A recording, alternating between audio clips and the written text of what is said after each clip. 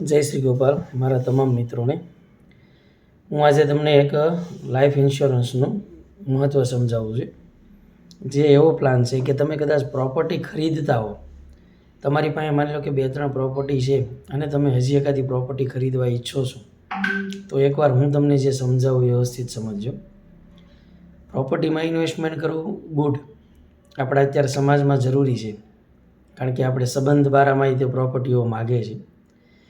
પણ પ્રોપર્ટીની અંદર કેટલાક નેગેટિવ પોઈન્ટ એ છે કે તમે માની લો કે 50 થી 60 લાખની પ્રોપર્ટી ખરીદશો તો તમને વધીને ભાડું કેટલું આવશે? 10 થી 12 હજાર, 15 હજાર, જે 20 પૈસા ગણી શકાય મેક્સિમમ, કે 25 પૈસા ગણી શકાય. પ્લસ એવા એરિયામાં પ્રોપર્ટી રખાઈ ગઈ હોય તો એનો ભાવ પણ બહુ ઊંચકાતો નથી. દસ્તાવેજનો ખર્ચ ચડે, મેન્ટેનન્સ આપણે આવે, વેરો આવે, પ્લસ અમુક વર્ષો બાદ એનું રિનોવેશન આવે, તો આ બધા ખર્ચા મળે આપણને. તો પ્રોપર્ટીની અંદર એનું એક નેગેટિવ પોઈન્ટ છે કે એમાં આપણને એક તો વ્યાજ ઓછું મળે છે, પ્લસ આપણી જેટલી પ્રોપર્ટી હશે એટલું જ આપણને મળશે. નો ડાઉટ પ્રોપર્ટીના ભાવ પણ વધે છે. તો હવે આ પ્રોપર્ટીની સામે કદાચ કોઈ વ્યક્તિ એવું ઇન્વેસ્ટમેન્ટ કરવા માગે કે મારે 60 લાખની પ્રોપર્ટી ખરીદવી છે અને હું એને એક HDFCનો એક એડવાન્સ ક્લિક ટુ એચિવ પાર એડવાન્ટેજ એવો એક પ્લાન સમજાવું છું. જો તમે એમાં ઇન્વેસ્ટમેન્ટ કરો તો તમને કયા કયા ફાયદા થાય એનો હું ખાલી બેનિફિટ તમને સમજાવવાનો પ્રયત્ન કરું છું. સમજાય તો ઠીક છે, નહીંતર મને પૂછી શકો છો, અને એવું આયોજન કરવું હોય તો પણ મને પૂછી શકો છો. આ તો મને લાગ્યું બહુ સારી વસ્તુ છે એટલે હું મારા મિત્રો સમક્ષ રજૂ કરું, અને એટલા માટે હું આ વિડીયો બનાવું છું. તો હવે હું તમને જે વાત કરું છું એ HDFCના સંચય પાર ક્લિક ટુ એચિવ સંચય પાર એડવાન્ટેજ એવો એક પ્લાન છે. સમજી લો કે કોઈ વ્યક્તિ 5-5 લાખ રૂપિયા 12 વર્ષ માટે આપે છે, એટલે પ્રોપર્ટી લે છે. એ પ્રોપર્ટી જેને આપણે કહીશું, જેમાં કોઈ પણ પ્રકારનું નેગેટિવ વસ્તુ નહીં હોય, જેમ કે એમાં ફ્રોડ થવાના ચાન્સીસ નહીં હોય. તમને જે કીધું છે એ પ્રમાણે એમાં વળતર મળવાના ચાન્સીસ છે. કોઈ તમારી પ્રોપર્ટી છીનવી નહીં શકે. ઓલામાં તો કેવું હોય, ભાડે આપી હોય તો ઘણી વખત એવું બનતું હોય છે કે ભાડુઆતને ખાલી કરાવવું બહુ વહમું પડી જતું હોય છે. જ્યારે આમાં કોઈ પણ વસ્તુ આવવાની નથી, એકદમ ટ્રાન્સપેરેન્ટલી, એટલે કે પારદર્શકતા આ પોલિસીની અંદર જોવા મળશે, એટલે કે ઈ પ્રોપર્ટીની અંદર જોવા મળશે. તો હું વાત કરતો હતો કે સમજી લો કોઈ એક વ્યક્તિ XYZ નામની વ્યક્તિ 5-5 લાખ રૂપિયા 12 વર્ષ, એટલે કે 12 વર્ષનો એક હપ્તો, એવા 12 હપ્તા ભરી અને 60 લાખ રૂપિયાનું ઇન્વેસ્ટમેન્ટ કરે છે. એની સામે તમે સમજી લો પ્રોપર્ટી ખરીદી, 24 મહિના પછી તૈયાર કરીને આપવાના હોય તો તમારે પહેલાં ડાઉન પેમેન્ટ તો નાખવું પડશે ને, 10 લાખ, 12 લાખ કે 15 લાખ. ત્યારબાદ એના હપ્તા ભરવા પડશે. હવે આ બેનો ડિફરન્સ જુઓ. કોઈ પ્રોપર્ટી લીધી, 15 લાખ ભર્યા, સમજી લો કે વ્યક્તિની ત્યાં ડેથ થઈ ગઈ, તો બિલ્ડર એને શું આપશે? ખાલી પૈસા. અને એમાંય કેટલી કાગળિયા કરવા પડતા હશે, ડિક્લેરેશન દેવા પડતા હશે, કારણ કે જે વ્યક્તિએ પ્રોપર્ટી લીધી એની હયાતી તો છે નહીં. આ અનસર્ટનલીની વાત છે. પોઝિટિવ નેગેટિવ પોઈન્ટ સમજાવવાનો પ્રયત્ન કરું છું. એની સામે તમે માની લો કે ઈ પ્રોપર્ટીમાં ઇન્વેસ્ટમેન્ટ કર્યું, પહેલો હપ્તો 5 લાખનો ભર્યો, બીજો હપ્તો 5 લાખનો ભર્યો, ત્રીજો હપ્તો 5 લાખનો ભર્યો વર્ષે. અને સમજી લો કે XYZ વ્યક્તિએ જે ઈ પ્રોપર્ટી લીધી હતી અને વ્યક્તિની ડેથ થઈ ગઈ, તો HDFC લાઈફ તમને 55 લાખ રૂપિયા આપશે. કારણ કે તમે જેટલું પ્રીમિયમ ભરો છો ને એનો 11 ગણો વીમો આપે. એ પૈસા તમને નોમિનીને મળી જશે. ત્યારબાદ આપણે જે 12 હપ્તા ભરવાના હતા, હવે વ્યક્તિની હયાતી તો છે નહીં, તો પ્રીમિયમ કોણ ભરશે? તો બાકીના હપ્તા, આપણી પ્રોપર્ટીના હપ્તા કંપની ભરશે. બરોબર? એટલે કે 12 હપ્તા સુધીનું ઇન્વેસ્ટમેન્ટ એ કરશે.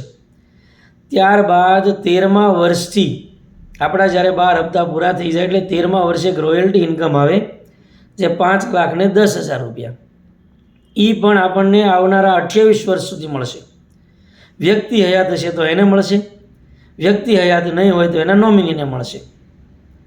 5 લાખ એટલે ઓલમોસ્ટ મંથલીના સમજો ને 48,000 જેવા રૂપિયા થયા. 40,000 ગણો ને, 1248 એટલે કે 40,000, એટલે આરામથી ભરણ પોષણ થઈ શકે. અને છેલ્લે 28 હપ્તા આવે ત્યારબાદ આપણી મેચ્યુરિટી અમાઉન્ટ આવશે. હવે એ મેચ્યુરિટી અમાઉન્ટ જે રહી એ 1,85,00,000 રૂપિયા જેવી છે. એટલે ટોટલ કેટલી આવે?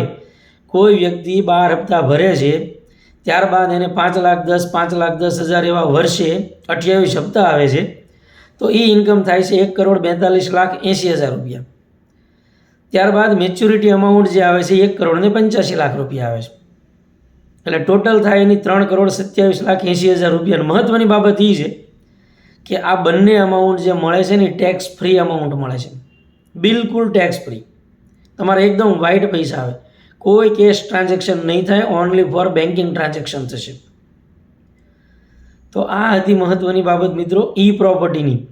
આનો મતલબ એવો થયો કે તમે જે પ્રોપર્ટી ખરીદો છો ને, તમે એને 12 વર્ષ પછી વર્ષે 5,10,000 ભાડે દઈ દીધી. હવે 5,10,000 તમે ગણતરી કરો અને એને ભાગ્યા તમે 12 કરો એટલે તમારે સમજી લેવાનું 42,500 રૂપિયાનું તમારે મંથલી ભાડું આવતું થઈ ગયું. આવનારા 28 વર્ષ સુધી તમારી પ્રોપર્ટી ભાડે અપાઈ ગઈ. હવે ખાલી કલ્પના કરો કે 28 વર્ષ સુધી તમે તમારી જે પ્રોપર્ટી દેખાય રિયલ એસ્ટેટની એકના એક ભાડૂતને ભાડે આપી હોય તો 28 વર્ષ પછી શું ફિલ્મ આવવાની શક્યતા રહે? ઘણા બધા પ્રોબ્લેમ ક્રિએટ થાય મિત્રો. એની સામે એ પ્રોપર્ટીમાં એવું કાંઈ થવાનું નથી, તમારા જ ખાતામાં આવે છે. જો આપણી હયાતી હશે તો આપણામાં આવશે, નહીંતર નોમિનીને આવશે, મતલબ આવશે ખરા. અને હજી એક મહત્ત્વની બાબત કે આમાં પ્રપોઝર તરીકે જે વ્યક્તિ હોય એની ડેથ થઈ જાય તો પણ હજી માની લો કે એના નોમિની છે, નોમિનીની ડેથ થઈ તો ફરી વાર પણ 55 લાખ રૂપિયા આવે છે. આ પણ એનો એક મહત્ત્વનો અને એક અગત્યનો પોઈન્ટ છે. ઈ પ્રોપર્ટી વિશે મિત્રો વધારે સમજવું હોય તો મને કોલ કરજો. શોર્ટમાં તમને કહી દઉં કે તમારે કટકે 5-5 લાખ 12 વર્ષ ભરવાના છે અને તમને આવનારા 28 વર્ષ કટકે અને એકસાથે એમ ગણી અને 3,27,80,000 રૂપિયા જેવી અમાઉન્ટ તમારા હાથમાં આવે. અને આ પ્લાન બેસ્ટ ઉંમર 35 વર્ષ સુધીની. 35 પછી થોડીક ઉંમર મોટી હોય 40-45 એને મળી શકે, પણ એને થોડોક કેલ્ક્યુલેટેડમાં ફેરફાર થઈ શકે છે કે 3,27,00,000 આવતો તેની જગ્યાએ 2,85,00,000 જેવા આવે કે કદાચ એનાથી થોડાક ઉપર આવે, પણ એ આખું કેલ્ક્યુલેશન કાઢવું પડે. તો જે કોઈ મિત્રોને રસ હોય, જેને પ્રોપર્ટીઓ હોય અને અલગથી બીજી કોઈ પ્રોપર્ટી લેવી હોય તો એ એકવાર આ પ્લાન અચૂક વિચારે, સમજે, અથવા મારી ઓફિસ પણ આવે, હું એને રૂબરૂ સમજાવીશ. અને આ પ્લાનમાં જરૂરી નથી મિત્રો 5-5 લાખ જ ભરવા. આ તો એક 5 લાખનું કેલ્ક્યુલેશન છે કે પ્રોપર્ટીની કમ્પેરિઝનમાં એ સમજાઈ શકાય. તમે આમાં મિનિમમ અમાઉન્ટ 30,000 પણ ભરી શકો છો અને તમે એવું નાનું એવું તમારું રિસ્ક કવર છે એ શરૂ કરી શકો છો. તો અચૂક વિચારજો. મને લાગ્યું કે આ પ્લાન ખરેખર સમજાવવા જેવો છે એટલે મેં તમારા સમક્ષ વિડીયો દ્વારા સમજાવવાનો પ્રયત્ન કર્યો છે. છતાંય જો કોઈ કચાશ રહી ગઈ હોય તો તમે મને રૂબરૂ, તમને ન સમજાતું હોય તો રૂબરૂ મને મળી શકો છો અથવા તો ફોન ઉપર વાત કરી શકો છો. અસ્તુ. જય હિન્દ, જય ભારત, જય શ્રી ગોપાલ.